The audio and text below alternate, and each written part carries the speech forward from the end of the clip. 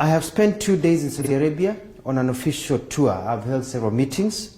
I have met senior Saudi government officials, including my counterpart, the Minister of Foreign Affairs, His Highness Faisal bin Farhan Al Saud.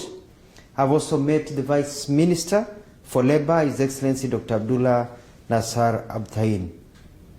I have also met and spent hours listening to Kenyans living and working in Saudi Arabia. I've also met babies of Kenyan mothers. My meetings with the Kingdom of Saudi Arabia and the Saudi Arabian government have centered on our bilateral issues based on our great relationship we have with the Kingdom of Saudi Arabia. We have agreed to work together as a team as we push our international agendas. We have requested the support of the Kingdom of Saudi Arabia as we tackle the drought situation facing our country due to the effects of climate change. With His Highness Faisal, we have agreed to enhance our trade and investment and expansion of our tourism sectors. This will create more employment opportunities and increase the amount of money in the pockets of our people. The Kingdom of Saudi Arabia views Kenya as one of its top partners, and likewise we view Saudi Arabia as one of our major partners. On the issue of immigrant labor, we have come up with concrete proposals that will make it easier and better for Kenyans to relate and work in Saudi Arabia where they are high in demand. We have held, engaged, discussed very comprehensively on these issues facing Kenyan workers in Saudi Arabia. Listening to the victims, the agents, Kenyan government officials and Saudi government officials, it is very clear to me that the problems that Kenyans are facing in Saudi Arabia actually do not start here, but start at home. The system is flawed and corrupt, and unless fixed, nothing will change. There is massive corruption in the way Kenyans are prepared to come to be domestic workers in Saudi Arabia. This is a major concern for all of us. This is a major concern for all of us, including the government of Saudi Arabia. We have to break the cartels and streamline the agencies, some of which are owned by prominent Kenyans.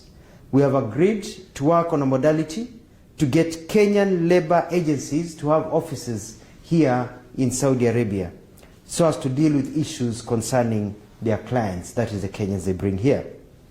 We will, in collaboration with the Saudi government, flush out illegal agencies and blacklist agencies that do not perform as per the law. The rights of all workers, as enshrined by the laws of Saudi Arabia and Kenya, will be enforced. Kenyans will be protected, regardless of where they work. To this end, and as an immediate and short-term venture, we are issuing new procedures to be followed before we give clearance for Kenyans to travel as domestic workers to any country. Kenyan immigration officers will also not allow Kenyans to travel out of Kenya to Saudi Arabia as domestic workers without fulfilling the set requirements. This will start on Monday, 7th of November 2022. We have set up a joint technical team of Kenya and Saudi government officials to fast-track labor issues. They start their work in 2 weeks' time on the 17th of this month. We have also dedicated an emergency hotline for Kenyans in Saudi Arabia to call when facing any difficulties. The emergency hotline number at the Kenyan Embassy will be given. It is +966 500 755 060. On receiving a call, we'll take prompt action, including but not limited to engaging the Saudi government for the assistance. The idea is to ensure every Kenyan lives well, gets medical care, and also is listened to and taken care of. I have requested for an amnesty to be granted to Kenyans who have fallen out of status and who are hiding illegally and who are unable to access media care so that their documents can be made legal and others given passage to go home. This will be part of the discussion that our teams will sit down and discuss. The Kenyan government, my office, is also dispatching additional staff to the Riyadh embassy to assist in the process of legalizing Kenyans who are out of status and processing travel documents and other necessary work that needs to be done to help our Kenyans. Saudi Arabia has great potential and is a major market for our workers, and especially trained ones.